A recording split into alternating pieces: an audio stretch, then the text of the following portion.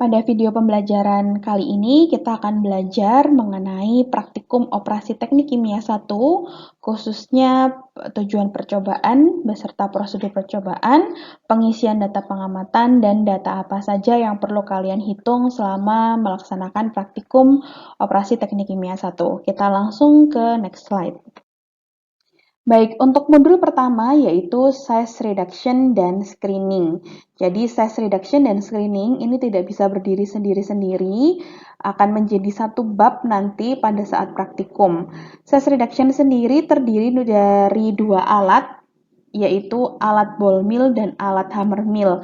Sehingga nanti sewaktu praktikum, kalian akan melakukan praktikum ball mill plus screening dan hammer mill plus screening. Sehingga nanti size reduction dan screening itu dibagi menjadi dua judul. Yang pertama adalah ball mill dan yang kedua adalah hammer mill dan selalu diikuti oleh screening. Tujuan percobaan dari hammer mill adalah yang pertama, menentukan ukuran partikel. Nanti ukuran partikel bisa ditentukan dengan bantuan screening. Dan yang kedua adalah mengetahui pengaruh ukuran screen hammer mill terhadap ukuran partikel yang dihasilkan. Jangan lupa bahwa di setiap hammer mill itu ada plat screen yang kotak kemarin, dia punya ukuran yang bermacam-macam. Nah, nanti kita akan mencari tahu bagaimana sih pengaruh ukuran plat screen ini terhadap ukuran partikel yang dihasilkan. Tujuan percobaan dari ball mill ada 3. Sama, yang pertama, menentukan ukuran partikel menggunakan screening. Yang kedua, mengetahui pengaruh jenis bola terhadap ukuran partikel yang dihasilkan. Dan yang ketiga, mengetahui ukuran bola terhadap ukuran partikel yang dihasilkan. Oke, kita akan masuk ke ball mill dan screening dulu. Intinya dalam praktikum ball mill dan screening itu terbagi menjadi 3 tahapan. Yang pertama, kalian harus menentukan diameter partikel awal. Setelah kalian mengetahui berapakah diameter partikelnya, selanjutnya adalah kalian akan melakukan size reduction partikel tersebut menggunakan ball mill. Dan yang ketiga, setelah kalian size reduction partikel tersebut, maka kalian harus menentukan kembali berapakah diameter partikel akhirnya menggunakan screening. Jadi intinya tahap 1 dan tahap 3 berfungsi untuk mengetahui apakah benar size reduction terjadi pada saat praktikum. Di sini ada dua variabel tetap dan variabel berubah. Variabel tetapnya adalah waktu screening itu nanti ditetapkan selama 15 menit. Waktu ball mill atau waktu size reduction juga ditentukan 15 menit. Kemudian partikel yang kalian gunakan untuk size reduction adalah gula sebanyak 200 gram. Lalu total bolanya adalah 10 bola. Dan untuk variabel berubahnya ada 2. Di sini ada jenis bola, ada bola keramik dan bola baja. Dan yang kedua, variabel berubahnya adalah ukuran bola. Ada bola yang berukuran kecil, ada bola yang berukuran besar. Oke, jadi nanti misalnya di praktikum pertama, kalian menggunakan bola keramik ukuran besar. Lalu silakan jalankan praktikum step 1, 2, dan 3. Kemudian, lanjutkan lagi gunakan keramik ukuran kecil.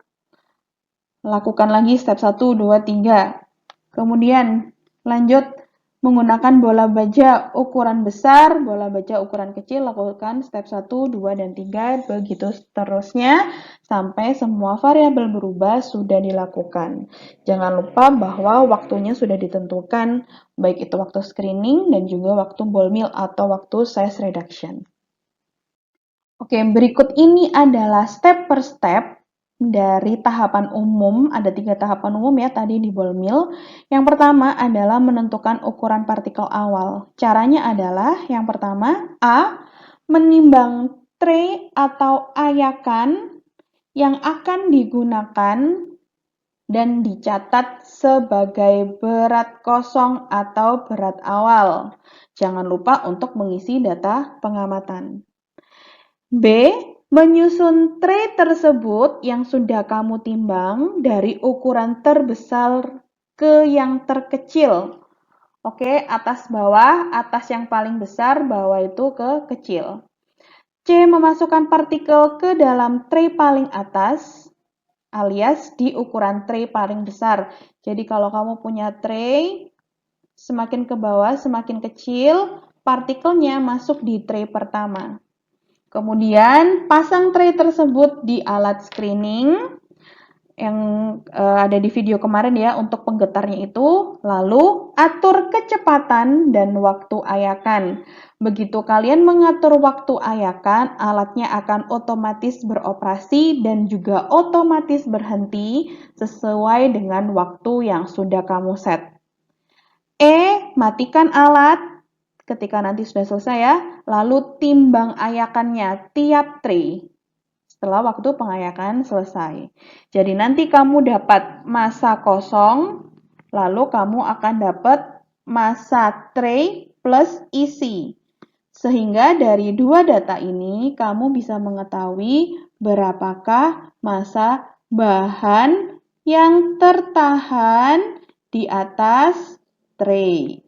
Ya, ini cara perhitungannya sudah ada di video pembelajaran yang kemarin. Silakan dicek lagi, dibuka lagi videonya, ditonton kembali untuk refresh ingatan bagaimana cara menentukan ukuran partikel, lalu bagaimana cara kerja ball mill, hammer mill, dan juga screening. Setelah kalian menentukan ukuran partikel awal, kalian sudah tahu berapakah ukuran partikel awal, kita akan lanjut ke step 2. Namun sebelum ke step 2, nah ini saya munculkan data pengamatan yang kira-kira akan bentuknya seperti ini dan kalian akan isi nanti setelah melakukan praktikum. Tabel yang pertama itu berisi nomor ayakan, lalu diameter ayakannya silakan ditulis, info diameter ayakan langsung tertempel di ayakan. Lalu tuliskan berapakah massa tray kosong tadi dan berapakah ini harusnya massa tray kosong plus isi ya. Massa tray kosong plus isi. Catat di sini. Kemudian masuk ke tabel 2, di sini dituliskan berat bahan tertahan. Caranya adalah massa isi dikurangi massa kosong. Tuliskan di sini. Jangan lupa di total untuk mencari fraksi berat bahan tertahan dan silakan lakukan perhitungan untuk seluruh tabel. Data tabel akan kalian gunakan untuk membuat sebuah grafik dalam menentukan diameter partikel awal. Caranya sudah saya jelaskan di video sebelumnya. Step yang kedua adalah size reduction dengan ball mill. Caranya adalah A. Timbang 200 gram partikel yang sudah diketahui ukurannya, sudah kamu screen ya tadi untuk menentukan partikel awal. Kemudian masukkan partikel tersebut ke dalam silinder ball mill, lalu tambahkan bola-bola sebagai media penghancur sesuai variabel yang sudah ditentukan.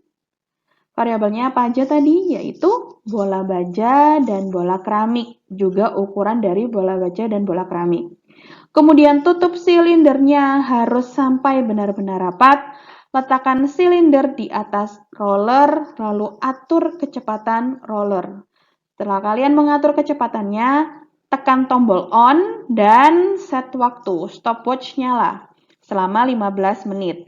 Setelah 15 menit, silakan matikan alatnya, lalu keluarkan bahan dari silinder untuk kemudian ditentukan ukuran akhirnya, yaitu step 3, menentukan ukuran partikel akhir.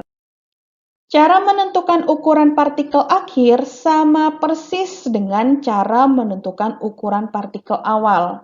Kalian akan tetap menimbang tray kosong, lalu kemudian memberikan partikel di atas tray-nya, timbang lagi tray kosong plus isi ya, berarti untuk mencari berapakah massa bahan yang tertahan. Tabel data pengamatannya juga sama, alat yang digunakan juga sama, yaitu alat screening. Nah, kurang lebih data pengamatannya akan seperti ini, sama persis dengan step 1. Jadi nanti kalian akan mendapatkan dua grafik untuk penentuan partikel awal dan partikel akhir. Kalian juga akan mendapatkan dua ukuran partikel awal dan ukuran partikel akhir.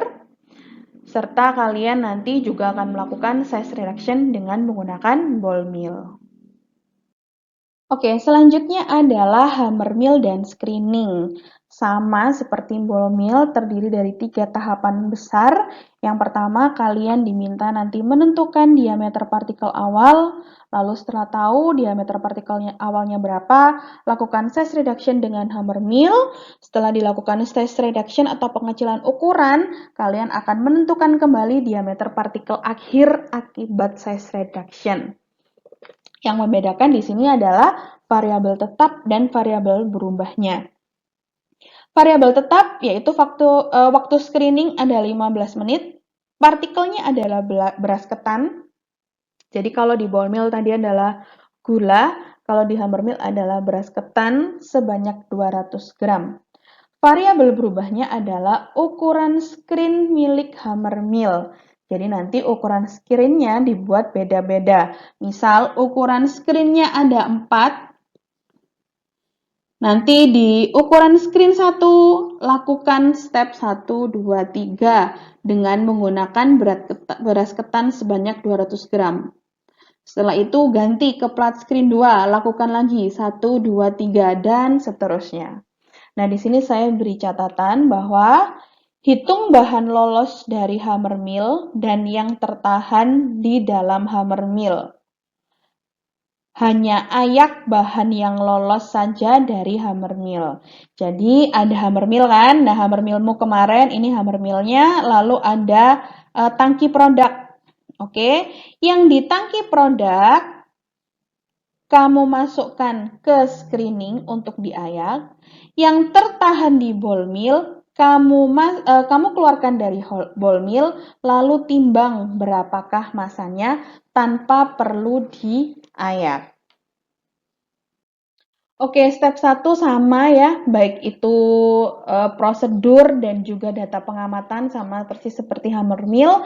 Saya loncati saja langsung ke step 2. Oke, ini juga sama ya. Langsung saja data pengamatannya nanti sama persis, kita bisa langsung ke step 2 yaitu size reduction dengan hammer mill. A, timbang 200 gram partikel yang sudah kamu ketahui ukurannya, lalu jangan lupa untuk membersihkan debu atau kotoran di alat menggunakan kuas.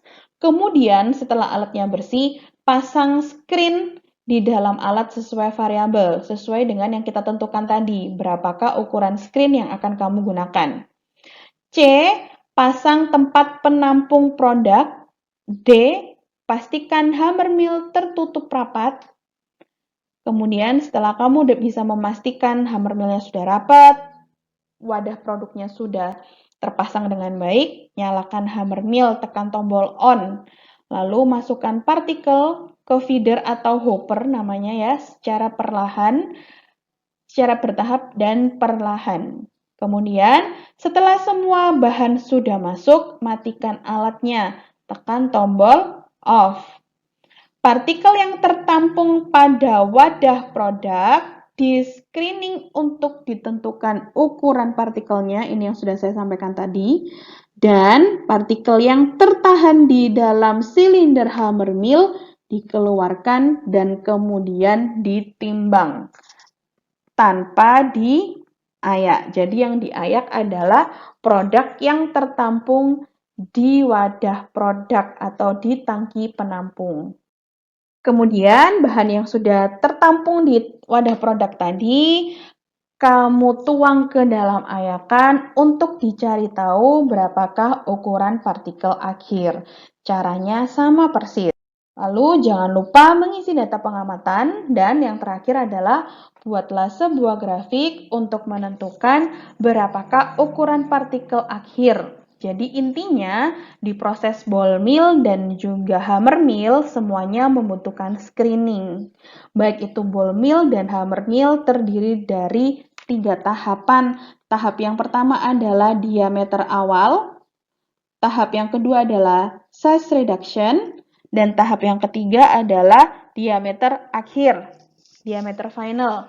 Penentuan diameter menggunakan alat screening, size reduction-nya tergantung judul. Kalau dapat judul ball mill, berarti kamu gunakan ball mill, kalau hammer mill, gunakan hammer mill. Modul nomor 2 yaitu Fix and Fluidize Bed. Kita langsung saja ke tujuan percobaan. Oke, tujuan percobaan dari modul Fix and Fluidize Bed yang pertama, mengetahui mekanisme fluidisasi pada solid. Jangan lupa ya, kita sudah belajar materinya kemarin dan kamu juga sudah tahu bagaimana cara kerja dari alat fluidized bed. Yang kedua, mengetahui perbedaan fixed bed dan fluidized bed. Yang ketiga, mengetahui pressure drop dari fluidisasi. Kemarin untuk tahu pressure drop kalian bisa menggunakan perhitungan dari persamaan ergan. Lalu yang keempat, mengetahui pengaruh laju udara terhadap fluidisasi. Maka variabel berubahnya nanti adalah satu, jenis partikelnya, jenis solidnya, nanti ada pasir silika, ada resin, dan lain sebagainya. Yang kedua, ukuran partikel, contoh pasir, nanti ada yang ukuran 0,2 mm, ada yang 0,6 mm.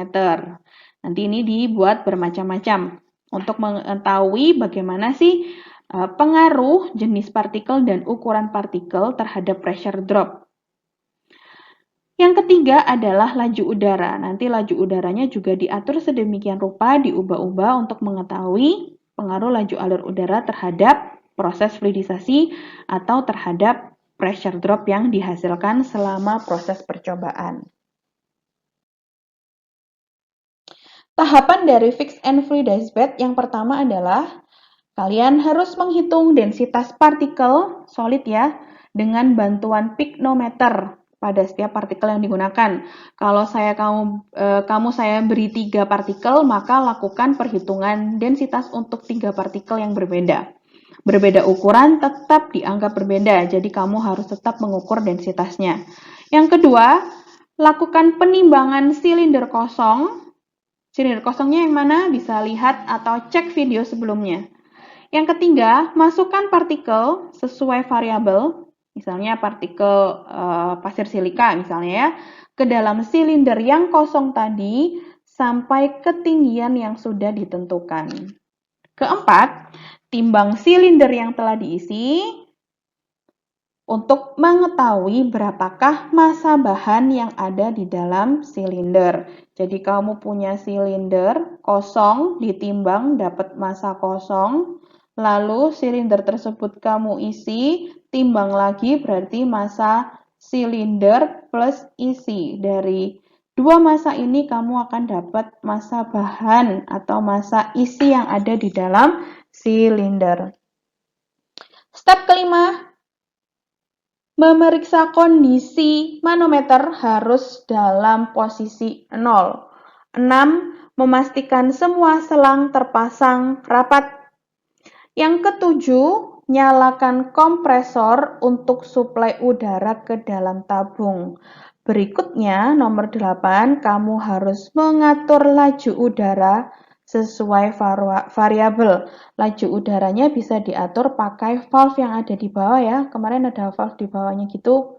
Nah, itu digunakan untuk mengatur laju alir udara.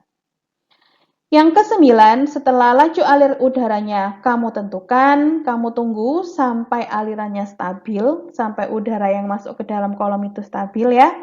Lalu step nomor 9, catat beda tinggi tekanan pada manometer. Catat beda ketinggian pada tabung. Ini untuk tahu delta P, ini untuk tahu delta L. Setelah selesai, matikan alat dan keluarkan partikel dari silinder, kemudian bersihkan silinder tersebut. Nah, berikut ini adalah tabel data pengamatan yang harus kamu isi. Jadi nanti bisa jadi ada 3 variabel, misalnya pasir silika, saya memberi ke kamu ada 3 diameter, 0,2, 0,3, 0,6 misalnya. Lalu lakukan proses fluidisasi. Di sini di kolom pertama ada laju alir dalam satuan liter per menit. Nah, itu yang terbaca di alat ya. Kemarin kan ada alat yang seperti ini. Ini ada valve-nya, di sini ada angka 2, 4, 6, 8, 9, 10, dan seterusnya sampai 25 kalau tidak salah. Nanti, misalnya, untuk diameter 0,2 mm, lakukan dari laju alir 2. Catat delta P, delta L. Naikkan ke laju alir, jadi di sini diisi 2 ya. Lalu naik ke laju alir 4. Tulis 4, catat delta P, delta L, terus sampai ke laju paling tinggi, maksimal, yaitu 20 liter per menit, catat delta P, delta L. Setelah selesai, keluarkan partikel yang punya ukuran 0,2 ini, ganti pakai partikel 0,3. Lakukan hal serupa, lalu ganti pakai partikel 0,6. Setelah terisi data pengamatan, lakukan perhitungan delta P menggunakan persamaan ergan. Yang kedua, buatlah grafik untuk mengetahui pengaruh laju alir terhadap pressure drop yang dihasilkan. Jadi di sini sudah ada laju alirnya masing-masing ya. 2-20 ini tadi, hitung delta P pakai pakai persamaan ergan. Nah, hitung satu-satu, delta P-nya pakai persamaan ergan, lalu buatlah grafiknya. Dari situ, kalian akan mengetahui bagaimanakah pengaruh laju alir terhadap pressure drop yang dihitung dari persamaan ergan. Oke, modul 3 adalah pengukuran aliran fluida. Di sini ada 3 alat yang kita gunakan, yaitu ada venturimeter, ada orifice meter, dan pitot tube. Tujuan percobaannya, yang pertama, dari 3 alat tadi tujuannya sama semua ya. Yang pertama adalah menentukan laju alir dan kecepatan fluida menggunakan alat pengukuran fluida yang berbeda-beda. Tadi ada venturimeter, ada orifice meter, dan ada pitot tube. Yang kedua, menentukan alat ukur yang paling efisien dalam pengukuran laju alir fluida. Ada venturi, ada orifice, ada pitot. Manakah yang paling efisien? Nah, ini bisa kalian tentukan menggunakan percobaan yang akan kita lakukan. Dan tujuan yang ketiga yang terakhir adalah mengetahui pengaruh bukaan valve terhadap laju alir fluida. Sehingga data yang perlu dihitung atau yang perlu kamu ketahui atau yang perlu kamu tentukan, yang pertama, kamu harus menghitung kecepatan aliran fluida dari data laju alir yang didapatkan selama praktikum. Cari V dari Q. Nomor 2, hitung delta P dari selisih tinggi manometer. Tinggal H2 dikurangi H1. Hitung V0, V1, V2 masing-masing alat. Rumusnya sudah ada di video kemarin. Nomor 4, bandingkan laju alir hasil percobaan dengan laju alir yang terbaca di alat. Jadi, kamu nanti dapat V ini, kamu akan menghitung Q. Q hitunganmu bandingkan dengan Q yang terbaca di alat. Nanti yang selisihnya paling rendah dari masing-masing alat, nah itu yang paling efektif dalam menentukan laju alir fluida atau dalam melakukan pengukuran aliran fluida. Step prosedurnya yang pertama, periksa kelengkapan alat dan bahan. Yang kedua, pastikan semua valve dalam keadaan tertutup. Yang ketiga, pasang alat ukurnya. Venturi dulu boleh, baru orifice boleh, baru pitot tube, atau terserah urutannya bebas. Yang jelas dipasang satu-satu. Misal kita menggunakan venturi dulu.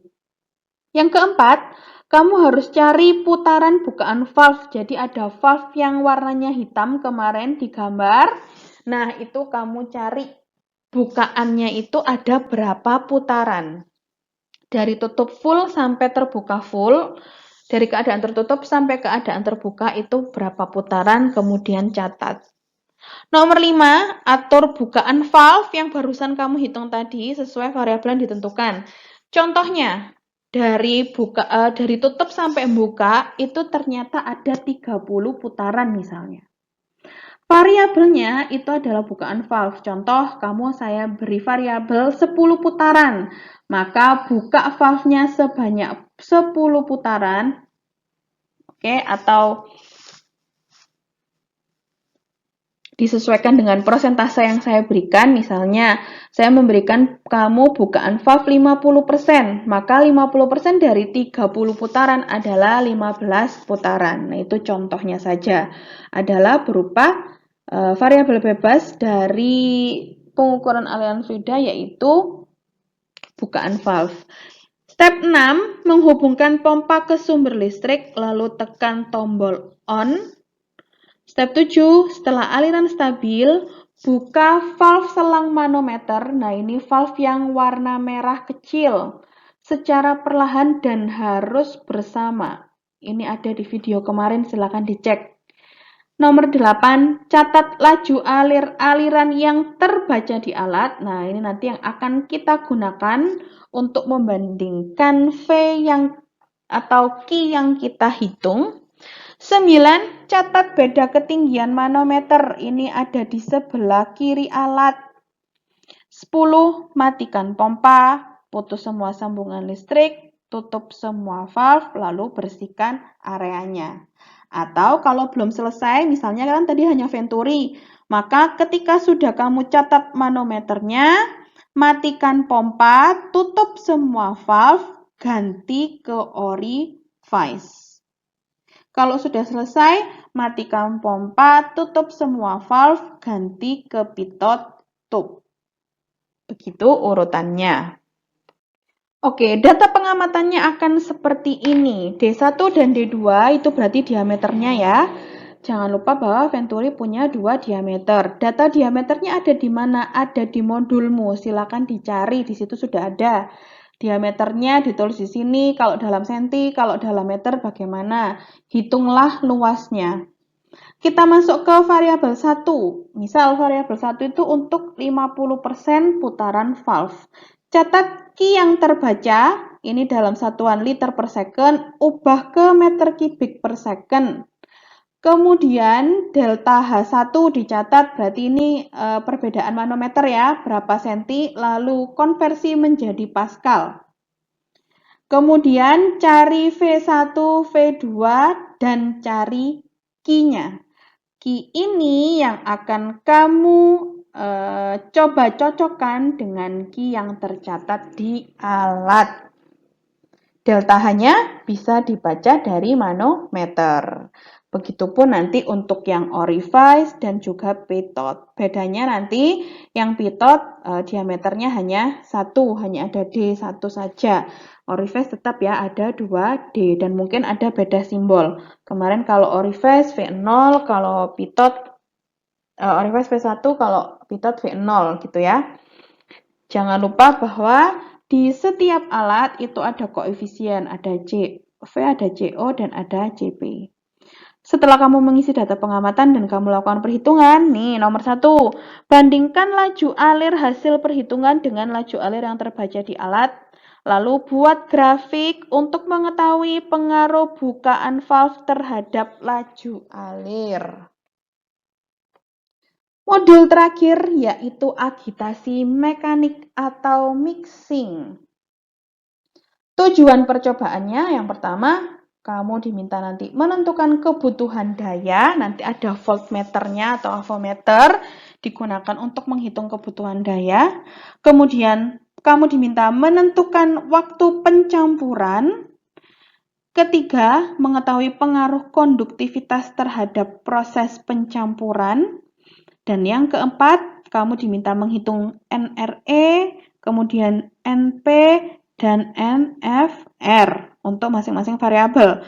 Variabelnya adalah kecepatan pengadukan. Nanti misal saya kasih 3 variabel, 300 RPM, 400 RPM, 500 RPM. Masing-masing kecepatan ini silakan dihitung NRE, NP, NFR, dayanya bagaimana, pengaruh konduktivitasnya seperti apa untuk masing-masing variabel.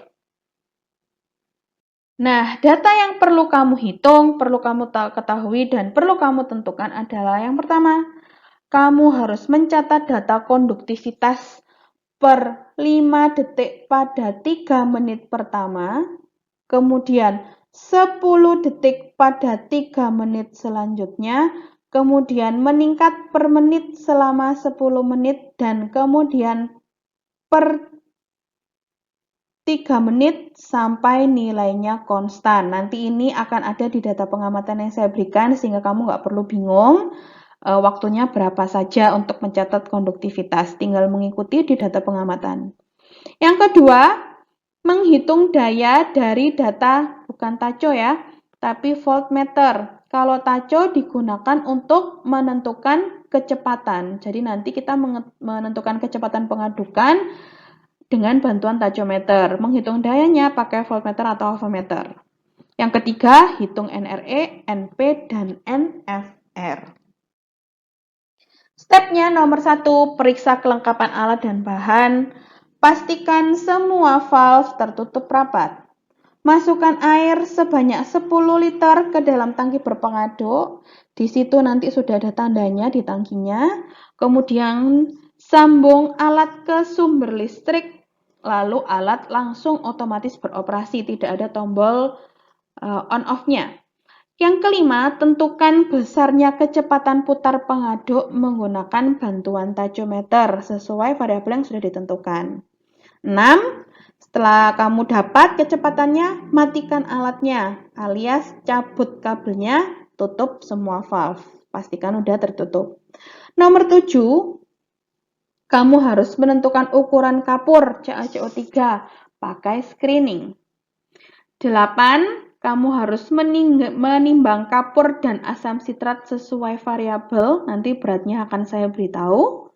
Ke-9, sambung lagi alatnya ke sumber listrik, alat otomatis beroperasi. Nah, ini kamu siap melakukan agitasi mekanik. Tadi hanya persiapan saja ya, dari step 1 sampai step 8.